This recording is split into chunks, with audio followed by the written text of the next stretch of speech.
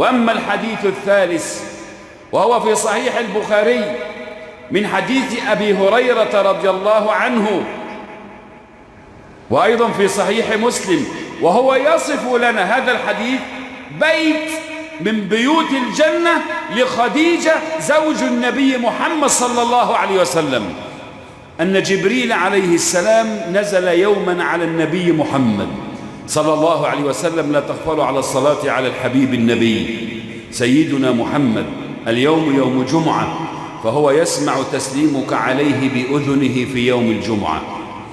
أما في باقي الأسبوع هناك ملك موكل يقول له: يا محمد فلان صلى عليك، فلان صلى عليك، فلان صلى عليك.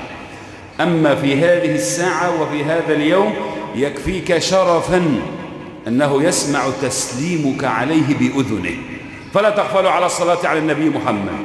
أن جبريل لما نزل على النبي صلى الله عليه وسلم يوما، كانت السيدة خديجة بتعد طعام وذاهب به إلى رسول الله، وقبل أن تذهب لرسول الله قال جبريل للنبي محمد صلى الله عليه وسلم: هذه خديجة، هو يراها، لا جبريل، آتي إليك بإناء فيه طعام أو شراب، إن هي أتتك لما تجيلك فأقرئها من ربها السلام.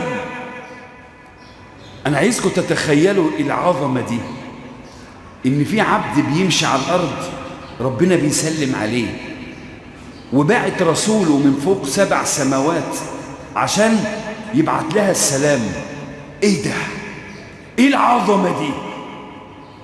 إن هي أتتك يا محمد فأقرئها من ربها السلام ومني كمان.